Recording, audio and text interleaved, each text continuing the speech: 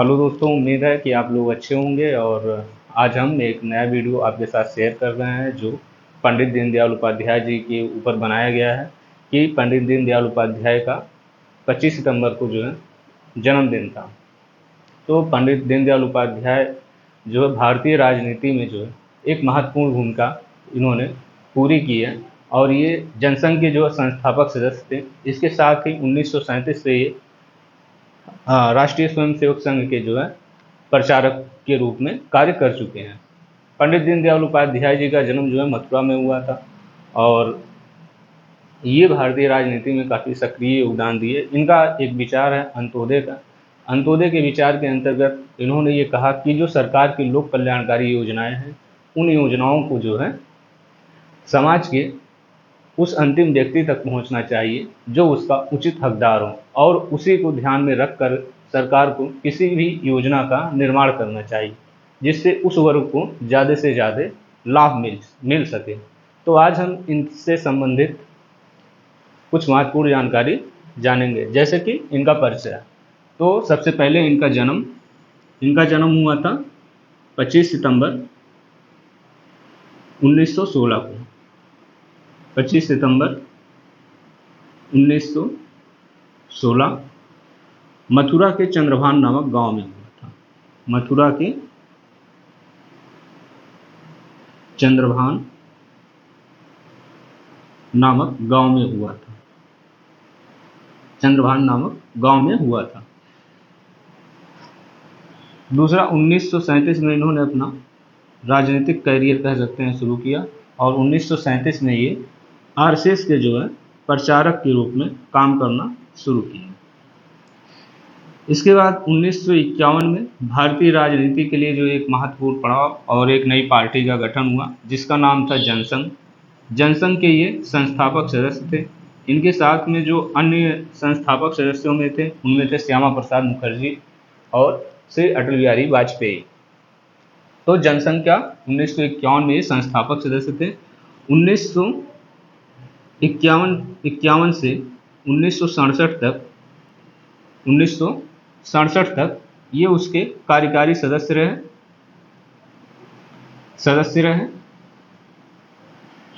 और 1968 में जाके जो है 1967 में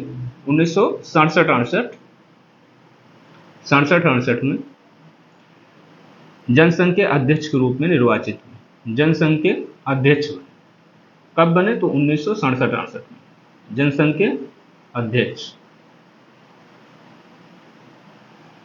इनकी मृत्यु जो है 1968 में हुई और एक रहस्यमयी इनकी मृत्यु है जिसके बारे में कोई स्पष्ट जानकारी नहीं है। लोग अपने अपने अनुसार मनगढ़ंत कहानियां बनाई।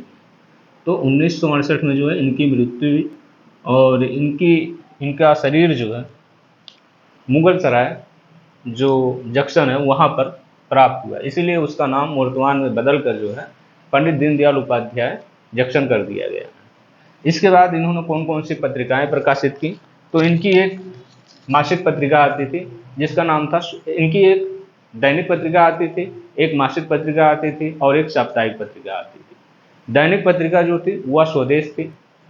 साप्ताहिक पत्रिका जो थी वो पांचजन्य था जो वर्तमान में आरएसएस का अमुख कहा जाता है, और जो मासिक पत्रिका था उसका नाम था राष्ट्रधर्म। तो 3 पत्रिकाओं का इन्होंने प्रकाशन किया है। कौन कौन से? तो पहला है स्वदेश। स्वदेश किस तरह की पत्रिका है? तो स्वदेश दैनिक पत्रिका थी। स्वदेश दैनिक पत्रिका थी। इसके बाद दूसरी पत्रिका है पांचजन्य। पांचजन्य जो है साप्ताहिक पत्रिका थी। किस तरह की? साप्ताहिक, सप्ताह में एक बार छपने वाली साप्ताहिक। साप्ताहिक पत्रिका थी। और तीसरी पत्रिका राष्ट्रधर्म। राष्ट्रधर्म जो मासिक पत्रिका थी। इन्होंने लखनऊ में एक पब्लिकेशन भी अपना खोला था, एक प्रकाशन जिसका नाम था जो है राष्ट्रधर्म। राष्ट्रधर्म प्रकाशन, राष्ट्र धर्म प्रकाशन, प्रकाशन प्रकाशन को संचालित कर रहा है। कहां से? तो लखनऊ से। लखनऊ में जो है राष्ट्रधर्म प्रकाशन नामक ये खोले हुए थे। अब इनकी पुस्तकें कौन कौन सी हैं? तो इनकी पुस्तकों में पहला है एकात्म मानववाद, जो कि इनका मूलभूत विचार माना जाता है, एकात्म मानववाद।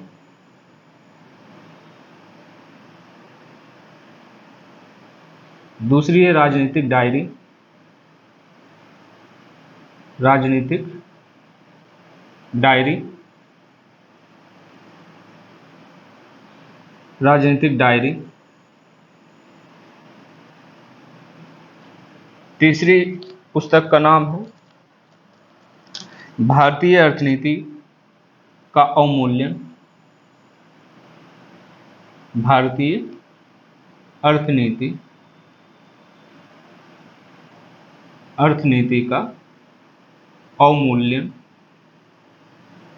अवमूल्यन। चौथी पुस्तक है राष्ट्र जीवन की दिशा, राष्ट्र जीवन की दिशा, राष्ट्र जीवन की दिशा।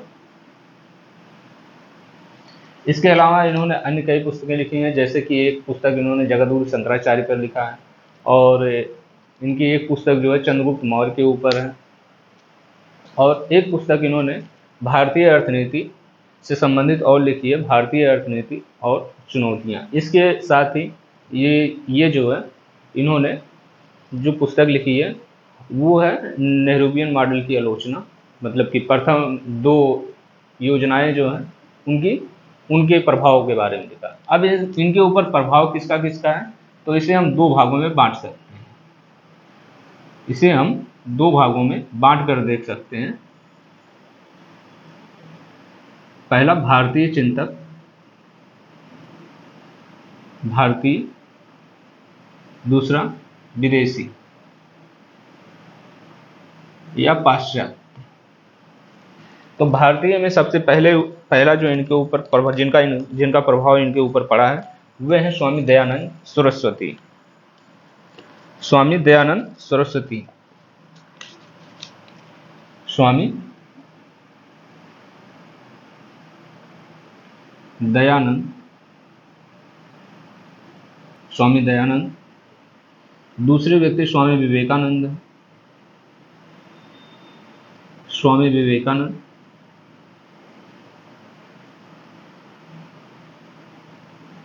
तीसरा गोलवलकर, गोलवलकर, गोलवलकर। चौथा महात्मा गांधी का प्रभाव है। महात्मा गांधी का विशेषकर जो हिंद स्वराज नामक पुस्तक में जो इन्होंने स्वदेश की परिकल्पना की है, स्वदेशी की, तो उससे प्रभावित है। चौथा जो है रविंद्रनाथ टैगोर जी का प्रभाव है, रविंद्रनाथ टैगोर।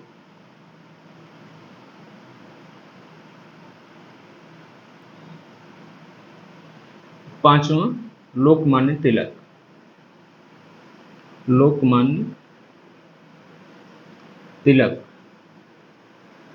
विशेषकर इनकी जो एक पुस्तक है गीता रहस्य, तो गीता रहस्य का प्रभाव इनके ऊपर बहुत व्यापक पड़ा। टैगोर जी की एक पुस्तक थी स्वदेशी समाज, उसका प्रभाव इनके ऊपर पड़ा है, स्वदेशी समाज। गांधी जी की पुस्तक हिंद स्वराज, जिसमें उन्होंने स्वदेशी की बात की है। और स्वामी विवेकानंद के जो है सांस्कृतिक राष्ट्रवाद से प्रेरित है। विदेशी प्रभाव में देखें तो ये कई चीज़ों का जो है खंडन करते हैं विदेशी प्रभावों में, जैसे कि मार्क्सवाद, मार्क्सवाद का खंडन करते हैं, मार्क्सवाद का खंडन करते हैं। फिर उदारवाद है, उदारवाद का भी जो है खंडन करते हैं, पूंजीवाद का भी खंडन करते हैं, पूंजीवाद का भी खंडन करते हैं, नेहरूवियन समाजवाद का भी खंडन करते हैं, नेहरूवियन समाजवाद, नेहरूवियन समाजवाद का खंडन करते हैं, नेहरूवियन समाजवाद का खंडन करते हैं। लोकतंत्र, जो कि उदारवादी लोकतंत्र है, उदारवादी लोकतंत्र का भी ये खंडन करते हैं, उदारवादी लोकतंत्र का खंडन करते हैं। इसके साथ ही अंग्रेजी शिक्षा का भी विरोध करते हैं, अंग्रेजी शिक्षा का विरोध करते हैं, शिक्षा का विरोध करते हैं, अंग्रेजी शिक्षा का विरोध करते हैं। तो जैसा कि हम देख पा रहे हैं कि इनके ऊपर जो है ज़्यादातर भारतीय चिंतक हैं, उनका सबसे ज़्यादा प्रभाव है, क्योंकि ये मानकर चलते थे कि प्रत्येक राष्ट्र की एक चिति होती है। चिति का मतलब होता है कि प्रत्येक राष्ट्र का जो है एक स्वभाव होता है। तो इसी तरह से ये भारतीय राष्ट्र का स्वभाव है, ये मानते हैं कि भारतीय राष्ट्र का जो स्वभाव हो वो धार्मिक और आध्यात्मिक है, और इसके ऊपर विदेशियों ने जो है अपनी पूंजीवादी, उदारवादी या उदारवादी लोकतंत्र, इन सारी चीज़ों को भारत के ऊपर थोप दिया है, और भारत अपने चिति के अनुसार विकास नहीं कर पा रहा। तो अब हम इनके दर्शन के बारे में देखेंगे कि इनका जो दर्शन है, इनके दर्शन में मुख्यतः सबसे फेमस दर्शन इनका है एकात्म मानववाद। एकात्म मानववाद क्या है? तो जैसा कि एकात्म मानववाद जो है वो मानववाद का ही एक रूप है, ठीक, जिसमें मानव केंद्र में होता है और मानव को ही प्रमुखता मिलती है। और एकात्म का अर्थ होता है किसी भी वस्तु को या किसी भी विषय को जो है समग्रता से देखना। तो एकात्म मानववाद का अगर हम पूरी तरीके से देखें, इसका अर्थ होगा कि एकात्म मानववाद मानववाद का वह दर्शन है जो मानव को केंद्र में रखता है, किंतु एकात्म मानववाद मानववाद का वह दर्शन है जो मानव को केंद्र में रखते हुए ये मानता है कि मानव के सफल होने के लिए तीन पक्षों का संतुलित होना बहुत आवश्यक है। तो वो तीन पक्ष कौन कौन से हैं? उनमें से तीन पक्ष हैं। पहला पक्ष है भौतिक और आध्यात्मिक जुड़ाव, भौतिक और आध्यात्मिक दोनों पक्ष जो है संतुलित हो। दूसरा पक्ष है कि व्यक्ति अपने शारीरिक, बौद्धिक और आत्मिक तीनों के मध्य एक संतुलन स्थापित करे और एक संतुलित विकास की तरफ आगे बढ़े। तीसरा तत्व है जो है व्यक्ति और समाज, क्योंकि पंडित दीनदयाल उपाध्याय ये मानकर चलते थे कि समाज एक सवयवी विचारधारा या ऑर्गेनिज्म को मानकर चलते थे, जिसके आधार पर यह माना जाता है कि जो व्यक्ति है वो समाज का एक अंग है और समाज महत्वपूर्ण है, इसलिए व्यक्ति को समाज के साथ मिलकर चलना चाहिए। तो अब हम इनके दर्शन के बारे में जानेंगे कि एकात्म मानववाद क्या है।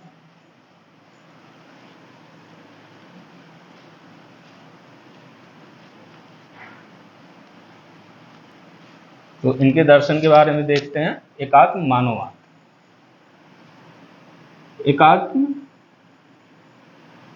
मानववाद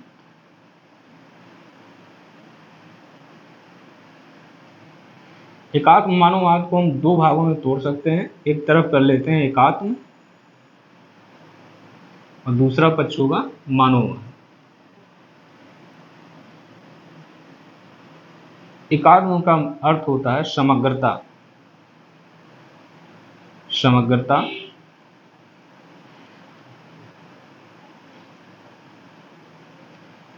या जुड़ाव। तो जुड़ाव किससे होना है? जुड़ाव होना है समाज से, अपने राष्ट्र से, अपने शरीर के शारीरिक, भौतिक, बौद्धिक और आत्मिक तत्वों का, इसके अलावा आध्यात्मिक और भौतिक तत्वों का जो समग्रता होगी, जो जुड़ाव होगा, उसी से जो है व्यक्ति एक परफेक्ट मानव के रूप में प्रस्तुत होगा। और मानववाद जो है, मानववाद एक विचारधारा है जो मानव को केंद्र में रखती है, मानव को केंद्र में रखती है, मानव को केंद्र में रखती है।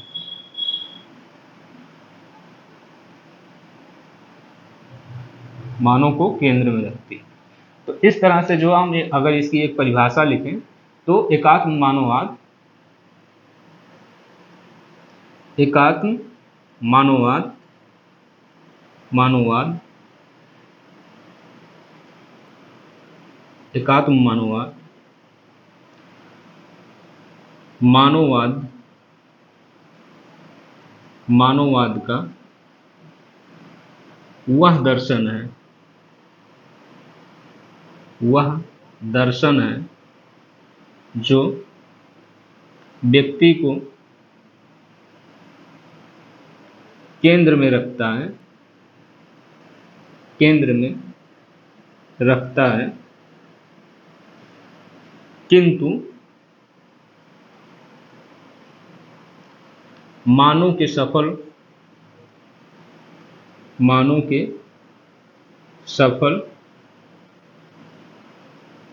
होने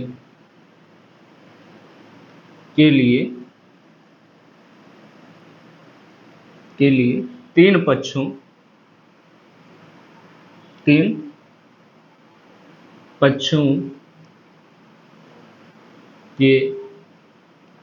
तीन पक्षों के मध्य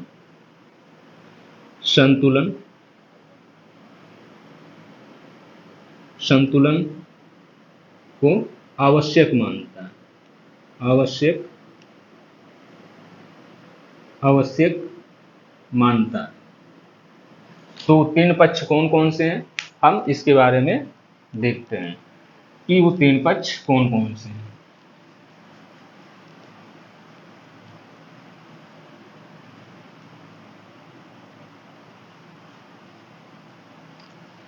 तो पहला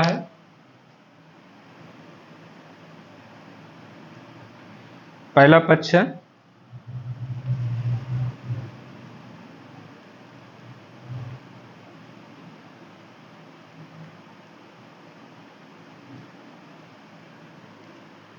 पहला आध्यात्मिक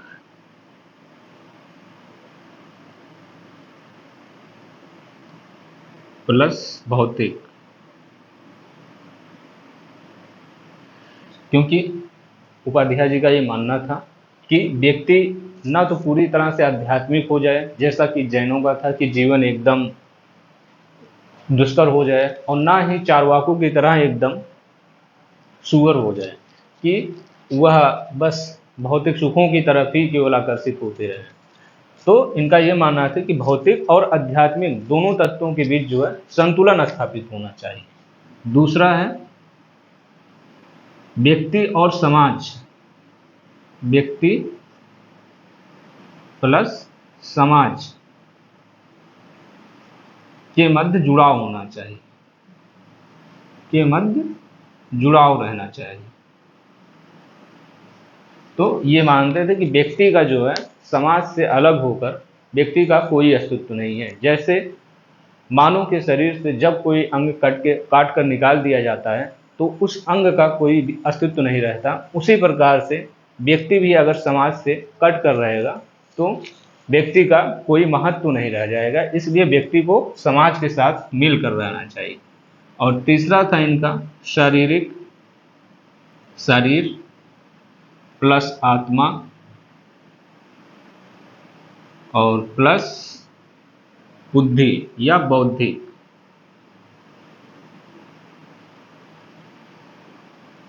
के मध्य संतुलन होना चाहिए, के मध्य संतुलन होना चाहिए, के मध्य संतुलन होना चाहिए। तो इन तत्वों से मिलकर जो है एकात्म मानववाद का निर्माण होता है। इसके बाद इसके आगे जो है हम दूसरे वीडियो में देखते हैं। ठीक। जय हिंद।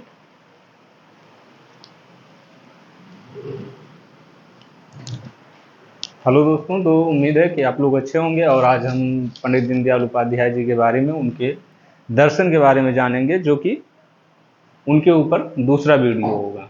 तो इनके दर्शनों में, जैसा कि हमने पहला दर्शन समझ लिया था, एकात्म मानववाद, जो कि इनका सबसे मूल दर्शन माना जाता है, जिसके अंतर्गत ये इन्होंने बताया था कि एकात्म मानववाद का वह स्वरूप है जो व्यक्ति को एक संतुलित विकास की तरफ आगे बढ़ने के लिए प्रेरित करता है, जिसमें व्यक्ति ना तो बहुत अधिक आध्यात्मिक हो और ना ही बहुत ज़्यादा भौतिकवादी विचारों को फॉलो करे। दूसरा, व्यक्ति का समाज के साथ जुड़ाव होना चाहिए और समाज से अलग व्यक्ति का कोई भी अस्तित्व नहीं होता है। तीसरी बात इनका जो मानना था, उसमें इन्होंने बताया कि एक व्यक्ति को अपने शरीर, अपनी बुद्धि और अपनी आत्मा, इन तीनों के बीच जो है संतुलन स्थापित करना चाहिए और संतुलन स्थापित कर कर एक मानव एक बेहतर मानव के रूप में बन सकता है, जो समाज के लिए या देश के लिए हितकारक होगा। इसके साथ ही इनका जो अन्य विचार था, उन विचारों में है एक शैववाद का विचार है।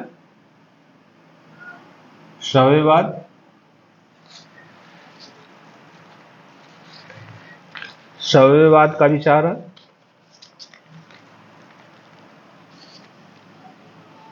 शैववाद। दूसरा विचार इनका है चिति की। तो ये दो विचार हैं। इनमें से हम सबसे पहले जानेंगे कि शैववाद क्या होता है। शैववाद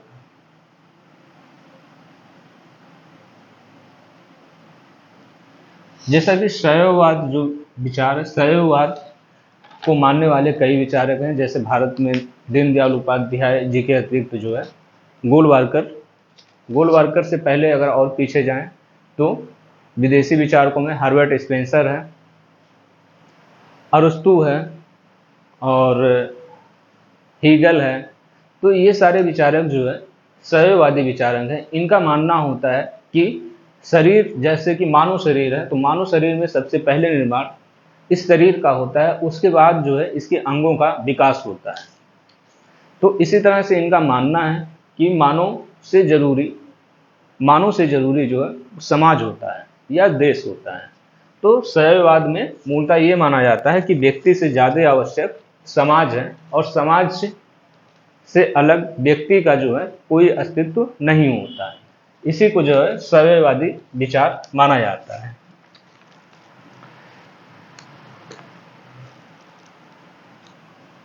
शैववादी विचार के अंतर्गत इन्होंने कहा कि जो राष्ट्र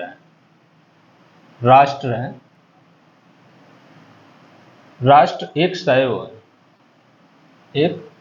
शैव है, मतलब कि राष्ट्र एक पूरा शरीर है और जो व्यक्ति है राष्ट्र में या जो मानव है वह इस शैव का अंग है। इस शैव का अंग है। अतः यदि व्यक्ति अपने कर्तव्यों का सही तरीके से निष्पादन करेगा तो एक राष्ट्र का जो है उचित दिशा में विकास होगा और वह प्रगति के पथ पर अग्रसर होगा। ये शैववादी विचार के अंतर्गत इन्होंने बताया। इस विचार के समर्थकों में हर्बर्ट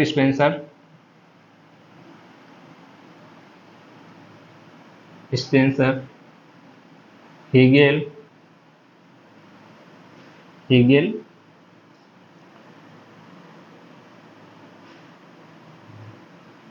दीनदयाल उपाध्याय,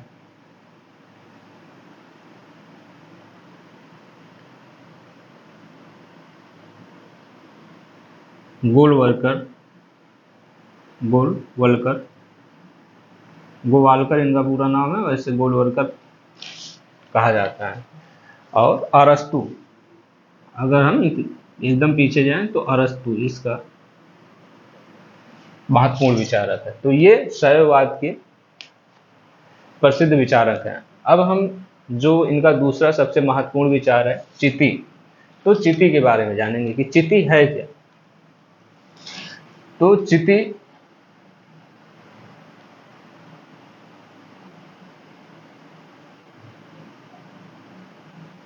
चिति चिति के अंतर्गत इनका मानना था कि किसी भी राष्ट्र का जो है एक स्वभाव होता है, और उसी स्वभाव के अनुसार अगर उस देश में जो है उसकी संस्थाओं का जो है निर्माण किया जाए तो वह देश प्रगति के पथ पर आगे बढ़ सकता है। और इसी तरह से इनका मानना था कि भारत जो है उसका भी अपना एक स्वभाव है। तो भारत का स्वभाव क्या है? भारत का स्वभाव है कि भारत धार्मिक और आध्यात्मिक देश है। ये भारतीय राष्ट्र का स्वभाव है। इसके बाद इन्होंने बताया कि चिति का विकास कैसे होता है। तो चिति का विकास कैसे होता है? चिति के विकास के बारे में बताया है कि जब एक ही जगह पर, एक ही स्थान पर बहुत सालों से जो है, करीब हजारों सालों से व्यक्ति निवास करता है, तो वहाँ पर निवास करने वाले सभी व्यक्तियों के बीच जो है एक ही तरह का जो है स्वभाव का निर्माण होता है, जिसे इन्होंने चिति के माध्यम से व्यक्त किया। चिति के माध्यम से इन्होंने अपने इस विचार को व्यक्त किया है। तो चिति क्या है?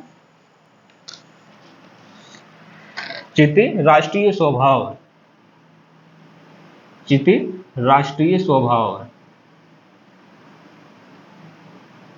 राष्ट्रीय स्वभाव है या राष्ट्रीय संस्कृति है।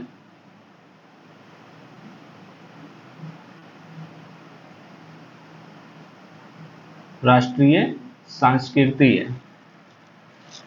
कैसे विकसित होता है? तो इसका विकास कैसे होता है? विकास कैसे होगा? तो इसका विकास होता है जब व्यक्ति एक ही स्थान पर, एक ही स्थान पर, एक ही स्थान पर सदियों से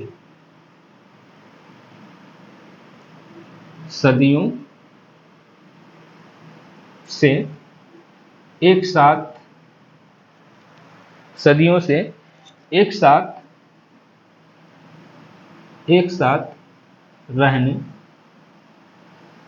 रहने से इसका निर्माण होता है।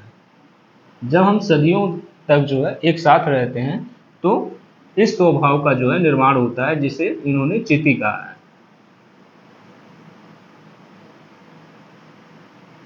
निर्माण होता है,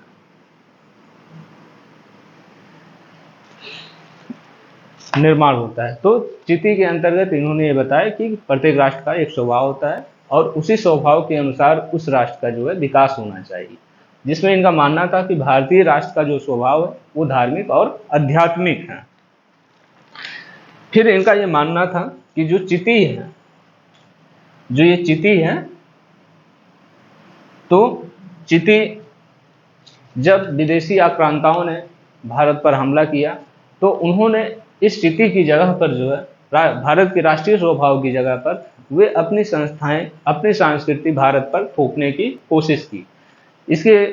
इसमें वो सभी विदेशी आक्रांताओं को मानते हैं, जो मुगल हों या फिर अंग्रेज हों, उन सभी को इसके अंतर्गत ये सम्मिलित करते हैं। और इनका मानना है कि इन विदेशी आक्रांताओं ने जिन संस्थाओं को स्थापित किया ताकि इस देश को जो है प्रबंधित किया जा सके, तो उन प्रबंधनों को सही तरीके से प्रबंधित किया जा सके, जैसे कि राज्य है, अर्थव्यवस्था है, शिक्षा है, धर्म है, अंग्रेजी शासन है। ये सब जो है विदेशियों द्वारा थोपे गए भारतीयों के ऊपर एक बोझ की तरह है, ये इनका मानना था। तो चिति को जो है संस्थाओं के माध्यम से कैसे व्यक्त किया है उसके बारे में देखते हैं।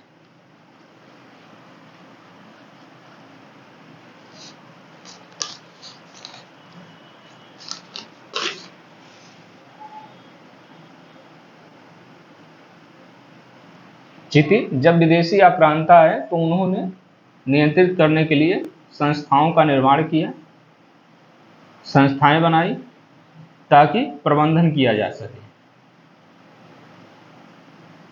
प्रबंधन की जा सके, प्रबंधन की जा सके भारतीय समाज का। तो कौन सी संस्थाएं बनाई? तो इन्होंने बनाया, राज्य बनाया, आर्थिक ढांचा बनाया, अर्थव्यवस्था को निर्मित किया,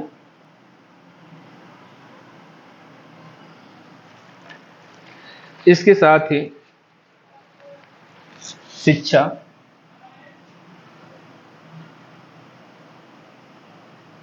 धर्म, इन सभी पक्षों को जो है इन्होंने प्रभावित किया। अंग्रेजी शासन,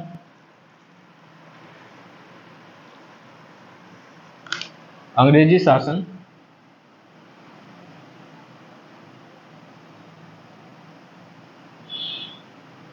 अंग्रेजी शासन ने इन सारी व्यवस्थाओं का निर्माण हमारे ऊपर, हमारी चिति के खिलाफ जाकर किया था। तो इसके बाद इनके हम राजनीतिक विचार को देखेंगे कि राजनीतिक विचार के अंतर्गत ये जो है अपने पश्चिमी लोकतंत्र का विरोध करते हैं, और इनका मानना था कि कोई भी जो राज्य है वो सम्मति पर आधारित होना चाहिए, सहमति पर आधारित होना चाहिए, और सहमति पर ही कोई भी निर्वाचित व्यक्ति को चुन लिया जाना चाहिए। ये महात्मा गांधी जी के ग्राम स्वराज की अवधारणा को राजनीतिक पक्ष में मानते हैं। दूसरा, इनके आर्थिक पक्ष को अगर देखा जाए तो आर्थिक पक्ष के अंतर्गत ये जो है, जो बड़े उद्योगपति बड़े उद्योगों का विरोध करते हैं, बड़े मशीनीकरण का विरोध करते थे। इनका ये मानना था कि जो गांव हैं, गांव में ही कुटीर उद्योगों का विकास किया जाए, और उनके माध्यम से जो है भारत का विकास आगे बढ़ सके।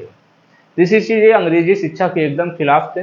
इनका मानना था कि जो शिक्षा है वो भारतीय भाषाओं में होनी चाहिए, भारतीय भाषाओं में जो स्थानीय भाषा है और एक जो राज्य भाषा के रूप में हिंदी, तो इन्हीं भाषाओं में दी जानी चाहिए, और अंग्रेजी को जो है समाप्त कर दिया जाना चाहिए।